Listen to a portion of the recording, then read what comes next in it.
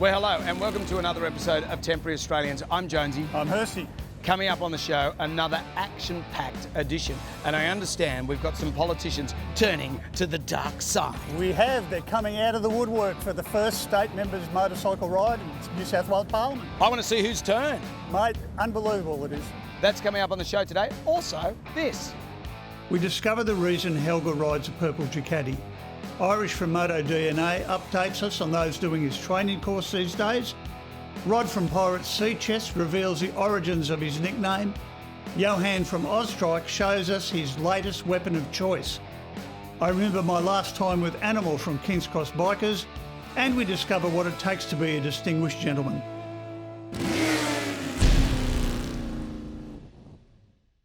I'd just like to welcome everybody here to the Parliament of New South Wales today. It's not every day that bikers get welcomed into the New South Wales seat of power.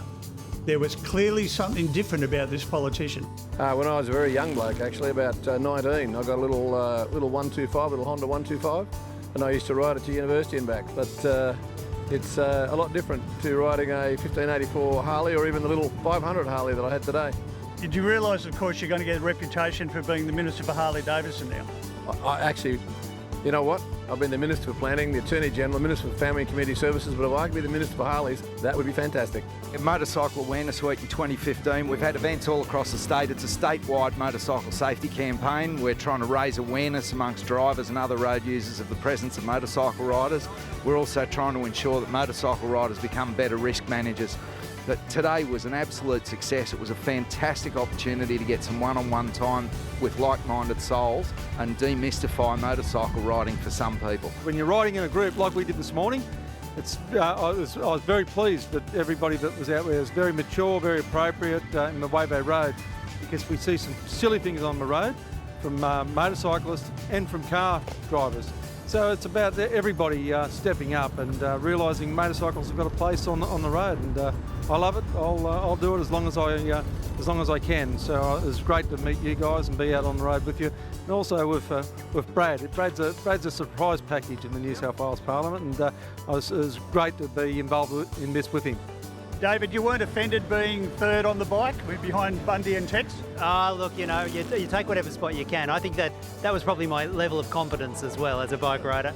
I've been on a bike for about 20 years and I thoroughly enjoyed it. I think it's wonderful that the politicians are actually interested in motorcycling, and I think the council has done an excellent job of late to do so. Some of them obviously have not been on the back of a bike before, so a new experience for them. I think it just sort of gave them an opportunity to see, why we ride. What we're doing, of course, today is having the ride to raise the issue for not just all of us as bikers, but also those who never touch bikes, and hope that they look over their shoulder when they go to change lanes and do all the things they should be doing, because we are more vulnerable when we're on the road. So it's certainly something which send that message out to drivers of all vehicles. Give bikers a fair go. We're not exactly taking too much of the road. What's your message to the parliamentarians in New South Wales for next year's ride? Well, look, it was great fun. There were a few of us today, Labor, Greens, and of course me as a Liberal Minister. It's just a wonderful way to start the morning. I had a choice this morning of being in Cabinet, running the state, or running the Harley. I took the Harley.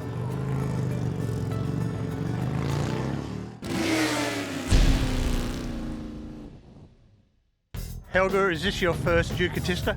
No, this is my second one. I came last year to the inaugural one and I really loved it, so I had to be back for this one. So how long have you been riding Ducatis? Oh, only a couple of years, but I've been riding bikes for 30 years. Well, that's a fair while. Is there any particular reason that you fancy Ducatis now? I think they're the best. I just love Ducatis, always have, and I waited 30 years to get my first one and I finally got it. Well, it sounds like you're in love with them. Are they as much fun as people say? Better than that, especially when you start, and they just sound so wonderful, and I love them. I'll always have a Ducati and I won't ride anything else. I notice yours is a very different colour to just about every other one. Is there any particular reason? Well, I love purple. My name's Purple Possum, and I made it to match my hair, so I've got to be colour coordinated. Tell us a bit more about your bike. Okay, my bike's called Oblina. It's a 750 Monster, and I just love it. I just love the sound, everything about it. Yeah, Ducatis seem to have a very distinctive sound. Is that something that attracts you to the brand? Yep. When I first heard of a Ducati, it was a 750 SS, and I've loved them ever since. I notice there are a lot of women riding down there. That's a good trend, I think. Absolutely. How good is that, eh? And look at some of the bikes they're riding. You know, they're on the Panigales, the Scramblers, really, really popular bike now, male and female. So it's wonderful to get a lot of women. We actually have a women's part of our club. So we have ladies, girls rides every month.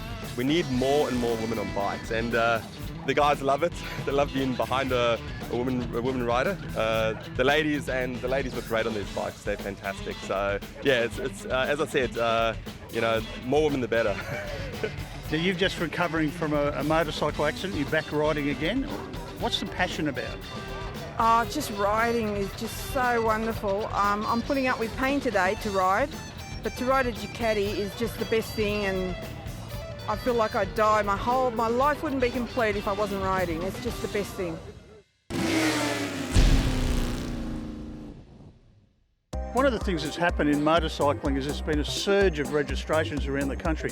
That means a lot of new riders. Has that impacted on your rider training business? Yeah, absolutely. We're pretty busy, and yeah, there's been I'm not sure if it's related to the surge in registrations, but there's been a lot of, people crashing their motorbikes. So yeah, we've been really engaging with a lot of the riding community and the riding groups, and bringing them on and actually extending our rider training sessions. So what do you do with the new riders when you take them through a course like this? Well, really, what we do is if you think about the rider fatalities on the road, roughly 50% are single vehicle accidents. So effectively, the riders are doing it all by themselves. So part of our skills-based training is we really want to, increase the skill level of the rider, so they've got a greater understanding of their limit and the limit of their bike. And the purpose of that is then when they go on back and ride on the road, then they're less likely to have a survival reaction and panic in a situation, because they have this greater understanding of what the bike and what they can actually do. Laura, there seem to be a lot of women doing the course today. Yeah, there's heaps. It's amazing. I think there's 42, which is the highest number we've ever had. What do you put it down to, getting such an influx of women riders? I think from talking to a lot of women today, is that they didn't actually know that it existed. So they were amazed that there was actually a female's day, and that's what drew them to here. Predominantly, it's been males mainly, and if you come to a track day or even road riders, there's a lot of male riders, there's hardly any females. So I think the more women there are riding, the better. Yeah, do you get any feedback from the guys? Are they feeling like their territory is being stepped on? Yeah, no, I haven't had any bad, but to be honest, I think the guys would actually love the fact that there's so many females here today. So yeah, I think that's a good thing. I've done a lot of riding on the track in my past, but you can never get too much instruction, and every instructor teaches you in a different way, and you always learn something new. So yeah, I've learned more today as well. And there's girls out here on their L's and P's, and there's girls on fast bikes and track bikes, and everybody is getting something out of it. Now tell us about the cafe races. What are you doing out here for Moto DNA? We're doing a track practice day. So we're going to go out, we're going to do a bit of cornering and a bit learning where the target points are and improve our braking, so when we're on the road we're a much better rider. Is that an important issue for cafe bikes? I mean, do they go pretty quick? It's an important issue for every bike because, if you're in a situation, you need to know and have confidence that you can get in and out of that situation anyway. With the cafe races, yeah, it's a particular thing with us because, we've designed our bikes to be a little bit challenging, to go a little bit quicker and to do a few other things. So to have that reservoir of information, that reservoir of skills is super important. I've been working in Moto DNA for about a year now, and yeah, it's a fantastic opportunity for riders to come out and enjoy some riding. It seems to be very popular at the moment at rider training. Yeah, I think that with the growth of motorcycle sales and people want to do their bike test, I think we're seeing a lot of people come into these training days to learn their skills better and actually better ride a bike within safe grounds. Now, do you find that this translates well onto the road? Are we getting that sort of feedback? For sure. I talk to a lot of the guys here at the track day and girls, and every single one says, wow, I can use that skill on the road. 7 of our trainers are actually ex-MotoGP racers, and it sounds a bit funny saying MotoGP racers and road safety, but again, these guys have such a thorough and complete understanding of how to ride a motorcycle, And, you know, I've had Kevin McGee, he's a 500 Grand Prix winner, coach road riders on a go-kart track, and he loves it because he's getting that sense of achievement, you know, by helping actually save people's lives. And of course then the riders, you know, they enjoy, you know, the not just the fact that Kevin's, you know, a Grand Prix guy, but just his knowledge, you know, and they can see how it can help them stay safer on the road.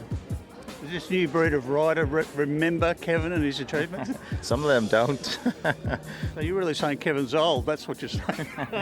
I wouldn't say he's old, well, especially if he's close by, but yeah, he's no spring chicken, that's for sure. It's quite exciting for us to see, you know, the changes in motorcycle in Australia now, and that bodes well for the future, and hopefully we can be along for the ride and get, you know, the motorcycle sport the coverage that it deserves.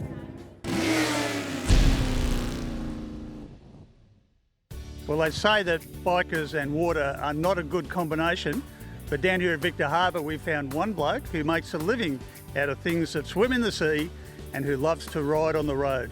Rod, you've been living in this area for a while. What are the roads like? Yeah, roads are really brilliant here. We've got plenty of little windy hills roads and big sweeping roads out through Range Road, Cape Jervis out that way. We've got a variation of everything. It's a pretty well-known bike area down here. Well, I was going to ask you if you get a lot of riders from Adelaide coming down this way. It sounds like they do. Yeah, from both ways, from out the Riverland. A lot come through Strath and back through here on their way home, and then vice versa from Adelaide, Cape Jervis and through here and have their lunch here and all that stuff. So yeah, very popular town. Now, being a commercial fisherman and a biker, that's an interesting combination, but you've turned it into making a living. Yeah, we've got the shop here in the yard now, and that's going really well. It sort of services a big area, and a lot of tourists from Adelaide interstate up the Riverland get their gear here when they come down, and it's sort of worked out really well to sort of value add for fishing from here as well. So how'd you come up with the name? I've been called Pirate for a few years, and it just sort of suited as a joke, and we thought, why not, I suppose. It's sort of stuck and fitted and everything else, so why not? Yeah, that's a really interesting nickname, mate. Have you done anything to earn it? I don't think so. A few might say that I have, but I don't think so. I've still got both my eyes, and I don't limp yet, so yeah, I'm probably just a bit of a Klingon name. So do you get a lot of bikers coming from the local area to support you? Seeing they're being cheeky to you, you would expect that at least give you business. Yeah, there's a number come through, not so much on their bikes and their cars and that too, but if there's a few functions and stuff, we try and look after the locals, and if they got a function on or a birthday or something, we try and do them pretty good deals on their prawns and crays and oysters and things, so look after them and they look after us. It's a bit unusual having a shop in the backyard. How would you advise someone who's looking for you? How would they find you? We're right opposite the Victor Hospital is the easiest way to find us. We've got a big ship's anchor in the front yard, but you see that when you get here, the hospital's sort of marked from all entrances into the town, so that's the easiest way. Look for the hospital signs and we're next to it.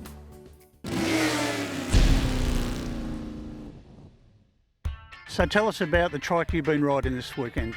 I call it my new weapon of choice, and she is a weapon, and I'm just over the moon in what I can do with it and what it does for me. It's the latest and greatest of the German manufacturer Boom Trike. Runs a 2-litre Peugeot, 4-speed electronic auto, 140 horses to play with.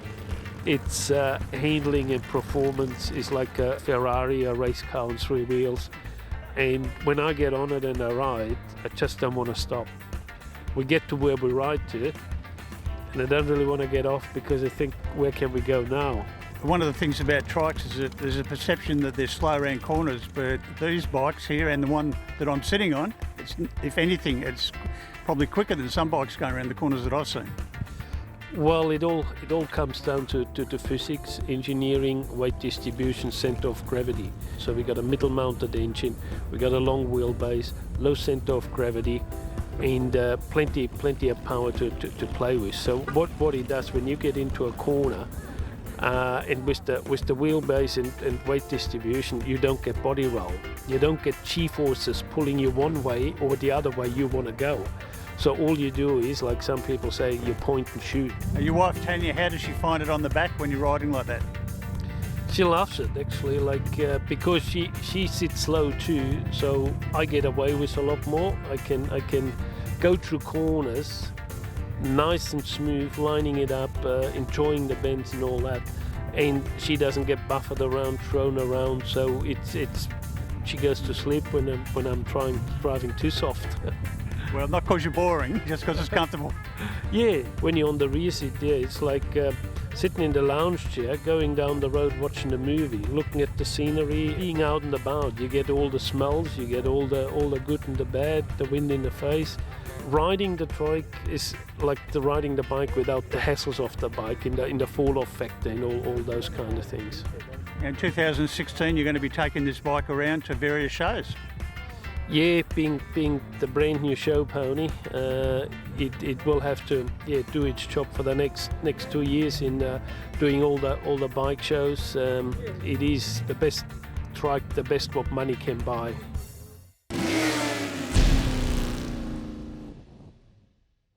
When my mate Animal from King's Cross Bikers found out last year that he was going to die, if you asked him where he wanted to spend eternity, it would have been somewhere like this. Lots of trikes and lots of like-minded people. Now, Animal grew up in the school of hard knocks.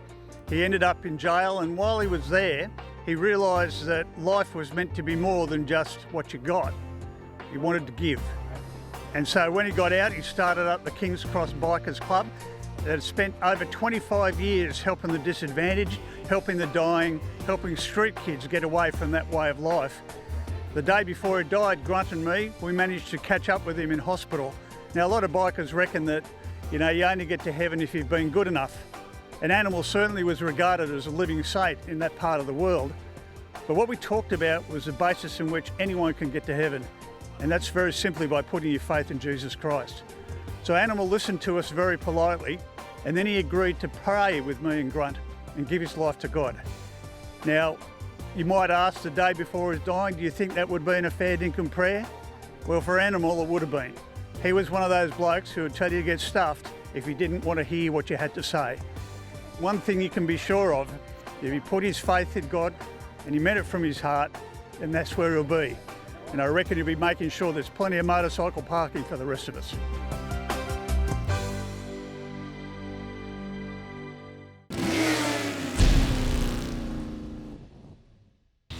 Cafe racing taking off? I mean, a lot of forms of motorcycling are being really popular at the moment. How is cafe racing in the broader scheme of things? Cafe racing in Australia is still in its very early stages and it's still blooming because lots of guys want to have their individual bikes. They don't just want to get a bike that got off the shelf like everyone else. Over in Europe, it's absolutely huge. There's festivals every weekend in summer in different places. They come around from all the different countries into Europe and go to the different events. So it can only expect to get bigger in Australia as well. Is it possible to define what a cafe racer is, or is it too individual? It's possible to define it, but everyone's going to blur the lines. So basically a cafe racer heralds back to the days when they were taking out Triumph engines and sticking them into Norton frames. But the basic thing is to make a bike that's stripped down so it can go faster and faster without having to go to big performance issues. But you'll also notice there's quite a few bikes here that are quite modern. They've got high performance gear on them, they've all been customised, and they fall into that ground as well. But it's mainly the fact that the bikes have been stripped down, they've got shorter seats, so they're lighter, so they go faster. That's really the essence of cafe racing. But it's camaraderie. Everyone comes together. I've had issues with my bikes today, so someone else has had spinners, someone else has had some petrol, and it's that camaraderie that comes with it. Tell us about your bike. My bike started off life as an ex-BMW TIC, touring integral cockpit, used by the police extensively. This was the next New South Wales police bike. I've obviously stripped off about 30 kilos in bearings alone. I've rebuilt the front end of it completely. I put modern disc brakes on it, modern springs in it, so it handles a bit better than the old bikes. The rear end has got gas floating shocks, harling back to the Ducati style, but a more modern version of it. The exhaust has been shortened with the sports exhaust on it. I've moved the battery so the centre of gravity is over the engine now, and there's very little under the seat that I've designed for it. So what year is it? It looks fairly old. This is an 81 model. Are there many bikes of that era in your club? There's a huge variety. So you've got fairly modern bikes that have been tricked up, right back to old bikes and bikes much older than myself, also in the Cafe Racer group. Well, what an action-packed show, and sadly, our last episode of Temporary Australians. Series 4's all over now, mate. We'll be back though, I guess, one day. That's what I hope. I don't know, what does it mean that this guy's been following me around all day? I think he thinks you're accident-prone, Jonesy. Really? Yeah. Sorry to say. We'll see you next time on Temporary Australians. If you'd like to find out some more details, go to our website, temporaryaustralians.com.au. Until then, shiny side up. See you later. What have you heard? I'll tell you later.